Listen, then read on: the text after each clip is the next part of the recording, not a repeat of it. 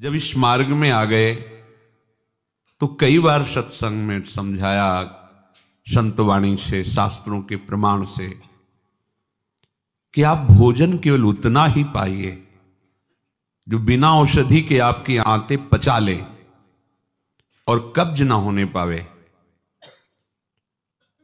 यदि आप रसेंद्री के स्वाद के वशीभूत होकर के प्रसाद खूब ग्रहण कर लिए, वातों की सामर्थ्य नहीं है, क्योंकि आप क्रियारत नहीं हैं। अब अभी आपको 8-10 घंटे बराबर क्रिया करनी हो तो पच जाएगा गरिष्ठ पदार्थ, पर आपको क्रिया तो करना नहीं है ऐसी। रसेंद्री के स्वाद के वशीभूत होकर अधिक प्रसाद पालेंगे तो आपसे दिनचर्या नहीं होगी, उदास रहेगा मन। कब्ज होने पर भजन में रुचि नहीं रहती, कब्ज होने पर प्रमाद स्थिति रहती है। इसलिए साधक किसी औषधि से कब्ज निवारण का उपाय नहीं है, ये बहुत सावधानी की जरूरत है। ये बिल्कुल सहज सरल बात आपको बता रहे हैं। यदि कब्ज रहित होना है तो प्रातः काल उठ करके सबसे पहले भगवद स्मरण, गुरुदेव को प्रणाम, वृंदावन को प्रणाम, संतों का स्मरण, फिर पानी को गर्म कीजिए। आधा लीटर, पौन लीटर, 1 लीटर, 1.25 लीटर, जितनी तुम्हारी पीने की सामर्थ्य है। रुचि नहीं कह रहे, पी सकते हो। ऐसा गर्म नहीं, चाय जैसा, हल्का गर्म करके और वज्रासन में बैठ करके आराम आराम से पीजिए। 15 मिनट वज्रासन में बैठकर धीरे धीरे पीजिए। थोड़ा टहलिए उस पानी पीने के बाद, फिर सो जाइए। आप अगर 1-2 दिन की बात हो तो आप कि चलो हमें वहां लघुशंका जाना पड़ेगा, पानी नहीं पीते हैं, तो आप बीमार हो जाएंगे। आंतों को जरूरत है मल रहित होने की, नहीं वो इतनी हीट पैदा करेंगे कि आपके गुदाद्वार में रोग हो जाएगा, आपको गैस बनने लगेगी, एसिडिटी, आपको कई परेशानियां आ जाएंगी। फिर आप भजन क्या करेंगे, सत्संग क्या सुनेंगे? साधु की, उपासक की, साधक की एक दिनचर्या होती है। ऐसा नहीं होता कि मनमानी आचरण। आपकी दिनचर्या सही नहीं तो आपका भजन कहां से सही होगा? आपका जब पेट साफ रहेगा तो आप आराम से प्रसन्न मुद्रा में भजन कर सकते हैं। आपकी आंतों की सामर्थ्य समोसा, चटनी और ये मूंग का हलवा, ये विविध प्रकार के पदार्थ पचाने की नहीं है। ये उनकी है जो बहुत मेहनत करते हैं, किसान हैं, सेवा कार्यरत हैं। आपको तो बस मूंग की दाल या घिया की सब्जी और 2 रोटी प्राण पोषण के लिए चाहिए। प्रसाद पाने के बाद आपको लगे कि मैं अभी 2 रोटी पा सकता हूं, इतने में बंद कर दो, क्योंकि हमें पानी भी इसमें डालना है, वायु के लिए भी खाली रखना है, पूरा यहां से नहीं ठांस लेना है। इसके बाद तुम घूमो वैद्यों के पास कि कब्ज है, पेट में गर्मी है, धातु रोग हो गया है, ये सब लक्षण तुम्हारी प्रमाद स्थिति के हैं। मनमानी आचरण। भागवतिक सत्संग के साथ साथ आपकी शारीरिक दिनचर्या के भी सत्संग हुए हैं। ऐसा नहीं कि ऐसी बात पहली बार बता रहे हैं। कब्ज रहेगा तो स्वाभाविक वीर्यपात हो जाएगा। आप गलती के आचरण करेंगे तो नस नाड़ियां इतनी शिथिल हो जाएंगी कि बिना किसी प्रयास के वीर्यपात हो जाएगा। नाना प्रकार की मन की जो वृत्तियां हैं उनको रोकने के लिए पहले हमें थोड़ा शरीर को स्वस्थ रखना है। स्वस्थ रखने का मतलब चर्बी बढ़ाना नहीं है। हल्का भोजन, साधक हो आप, प्रभु के भोग में सब कुछ बन रहा है, वो पा रहे हैं, उनकी महिमा है।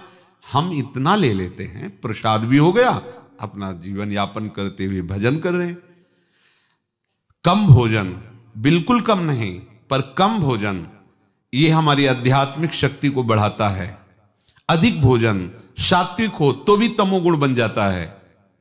दूध सात्विक है, आप थोड़ा लेंगे सतोगुण प्रकट करेगा, और आप अधिक मात्रा में ले लेंगे, वही सतोगुण बढ़ाने वाला तमोगुण बढ़ा देगा, प्रमाद स्थिति ला देगा।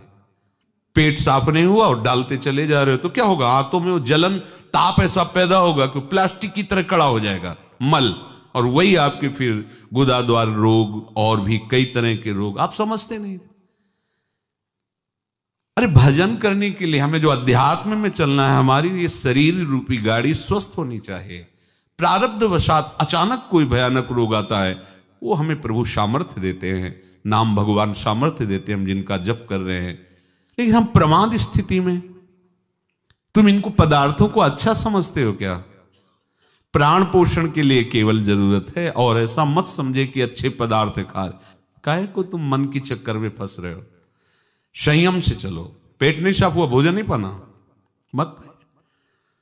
खीरा ले लिया, मूली ले ली, काम चला ले। एक बार दोपहर में पा ले 2 खीरा 2 मूली, बस शांत। प्राण पोषण के लिए हो गया, अपने आप साफ हो जाएगा। सुबह जब पानी पियोगे एकदम साफ हो जाएगा। नहीं, भजन कहाँ है? कहाँ है वो वृत्ति जिससे हमें श्यामा श्याम के सुख वाला बनना है? बस यही दुख में घूमते रहो। फिर शाम के बना, दोपहर के बना, सुबह बना, फिर भी तृप्ति नहीं होगी। मान लो मेरी बात, ये माया की चाल है। साधु अपने शरीर पर शासन करता है, इंद्रियों पर शासन करता है। शरीर को जितनी आवश्यकता बस उतना कठोर बनो। इस बात के लिए, अपने लिए कठोर बनो, दूसरे की पवाने के लिए नहीं। दूसरा तो भगवत स्वरूप मान। अपने लिए, हर साधक अपने लिए शासन रखे।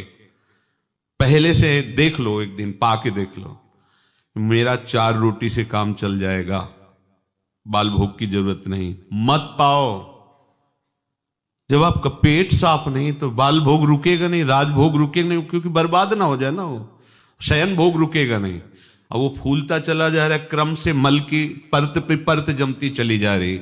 आप इनको समझिए।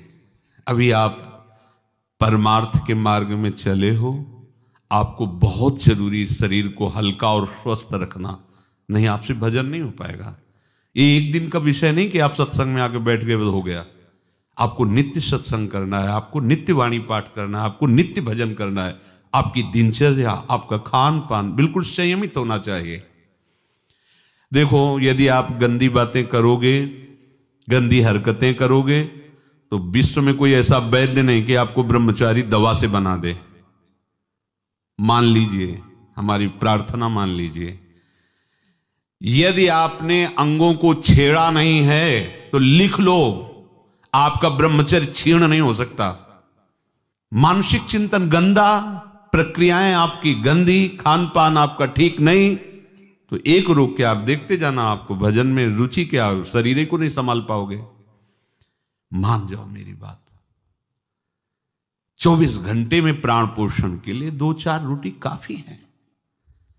अरे संतों ने तो कई कई दिन भोजन नहीं मिला है, भजन एक तार चला है। आप भजन के लिए आए हो, भोजन बट वो क्या भाई, भोजन के लिए थोड़ी आप आए हो, भजन के लिए। सृष्टि में किसी भी पदार्थ की कमी नहीं, माया रचित है, वो ऐसे बढ़ते चले जाएंगे। अपने को एक सीमा रखनी खान पान की। एक नए साधक को देखा कि भोजन पाने के समय एक रस्सी में गांठ बांधे हुए थे, इधर और इधर, और जब उसी गांठ से फिट करके बांध लिया भोजन पाने के पहले। बस जहां पाए तो रस्सी टाइट, जहां रस्सी टाइट हुई तो बस छोड़ दिया, भोजन में ही छोड़ दिया। ऐसे फिर कोई कितना भी प्रयास करो नहीं पाते था। ये बाहर है, आंतरिक जितेंद्रियता की बात नहीं। इसकी जरूरत नहीं रस्सी की पेट में बांधने की, पर अच्छा लगा प्रारंभिक स्थिति में। ठीक है कि हाँ, जहां टाइट होगा तुम खोल, मतलब बंद कर देंगे, तो उससे पहले ही देख लो कि हमें इतना पाना। ये जहर है और ये जीवन है, दोनों बात समझो। अधिक पौष्टिक पदार्थ आपको ब्रह्मचर्य नहीं रहने देगा। अधिक पौष्टिक पदार्थ आपकी आंतें खराब हो जाएंगी, पच नहीं पाएगा, क्योंकि आपसे सेवा नहीं होती। अगर 8-10 घंटे पसीना वाली सेवा हो कि फावड़ा चल रहा है, आप हल जोत रहे हैं, बड़ी मेहनत कर रहे हैं, दौड़ भाग हो रही, चलता रहेगा, आप पाइए पच जाएगा। अब आपको सेवाएं हैं नहीं, आप मनमानी रसेंद्री की तृप्ति के लिए, ये शरीर तो पंच भौतिक ही है ना। उचित आहार कितनी बार समझाएं।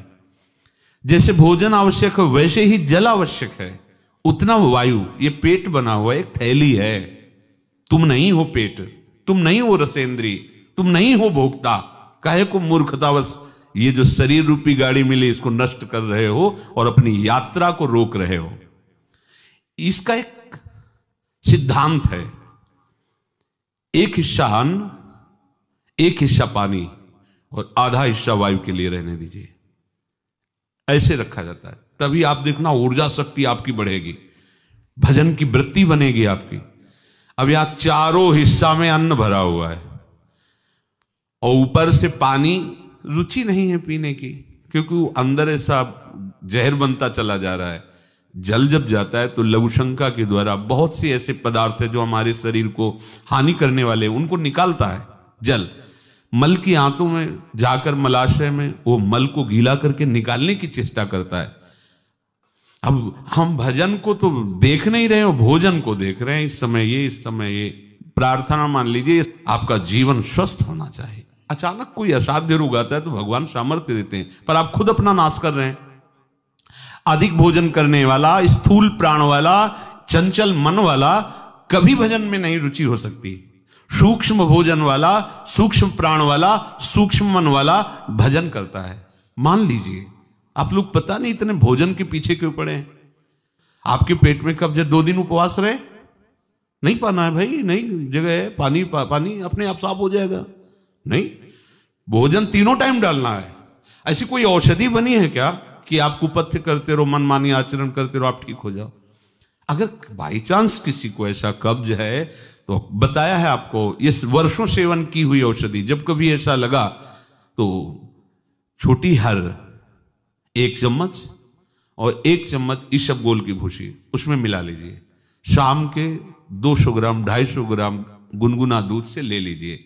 ये ऐसी है कि आपको बार बार परेशान नहीं करेगी, पर ये धीरे से आपके कब्ज को, क्रम को नष्ट कर देगी। जो अंदर बना हुआ कब्ज है वो धीरे धीरे कई दिनों तक बराबर लेते रहिए। पकवान, गरिष्ठ पदार्थ ये उपासक के लिए वैसे ही अनुकूल नहीं, भले कब्ज ना होती तो भी अनुकूल नहीं। आप मूंग का हलवा पाएंगे, आप बादाम पिस्ता पड़े हुए पदार्थ पाएंगे, आप भजन करेंगे। कैसे, मतलब क्या केवल रसेंद्री की तृप्ति ही हमारा उद्देश्य है क्या? कैसे तुम्हें ये बात अच्छी लगती है कि हमें पदार्थ भरपेट पाने?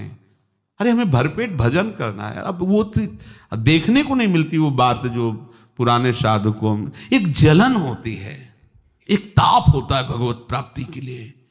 हर समय भजन के लिए व्याकुल रहता है, उपाय करता रहता है, नई नई युक्तियां सोचता है भजन के लिए।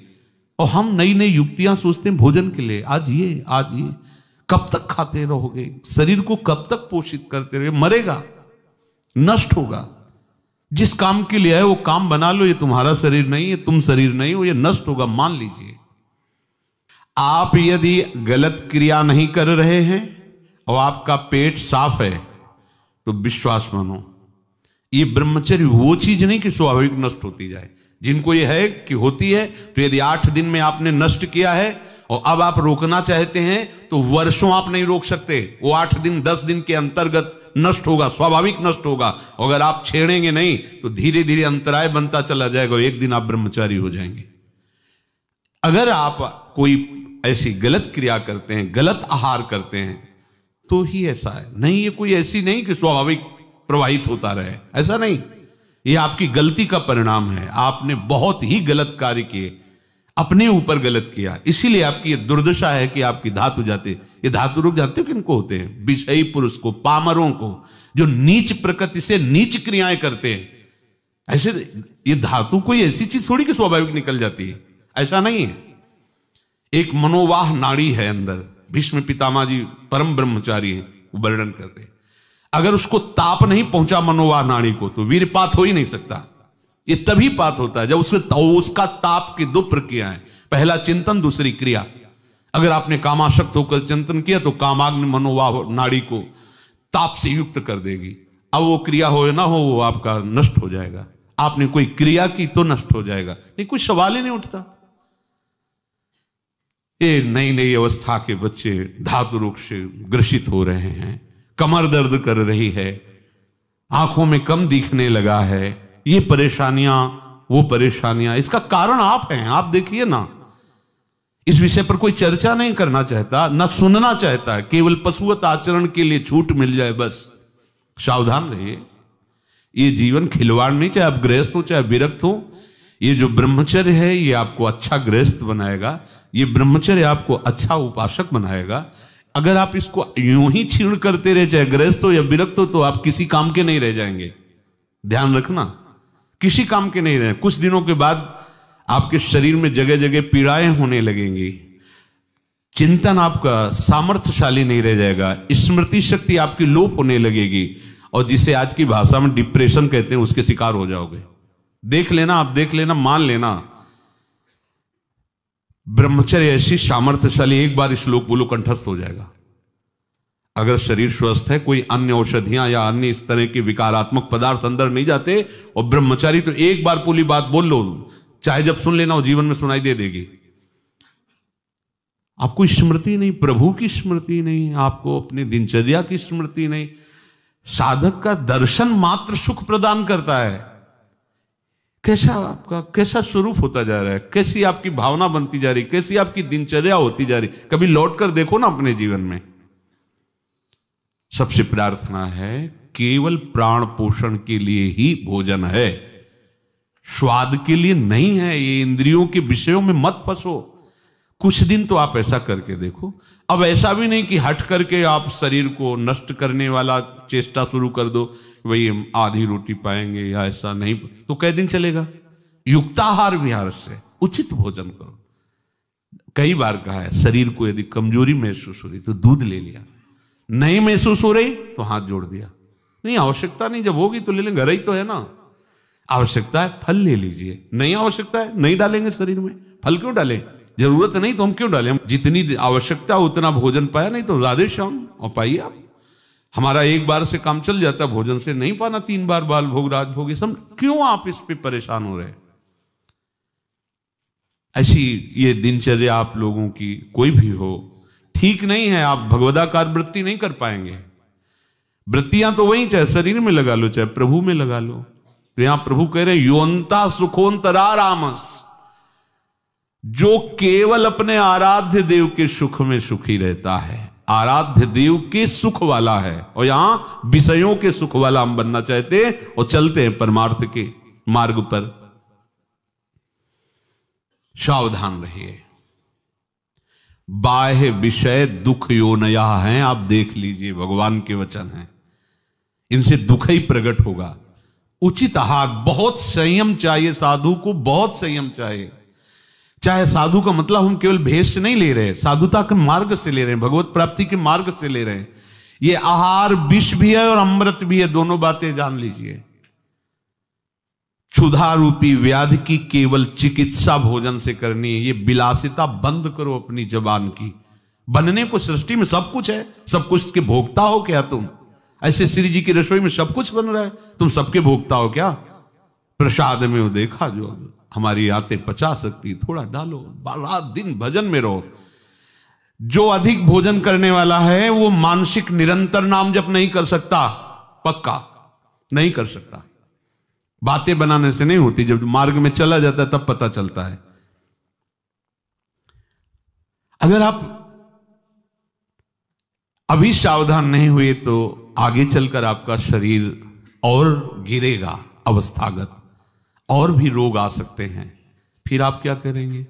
मन प्रभु में नहीं लगा तो फिर आप क्या करेंगे? गया ना जीवन।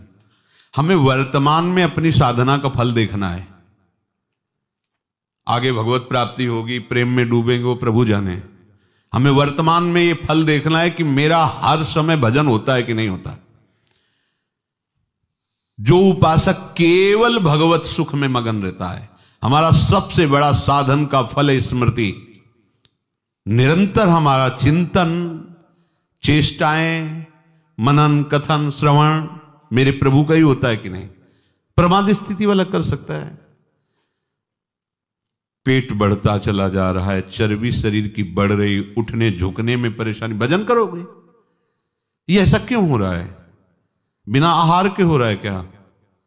अभी चलो आप ठीक से, अभी सूख जाओगे, अपने आप सही हो जाओगे, तुमको कोई दवा खाने की जरूरत नहीं है।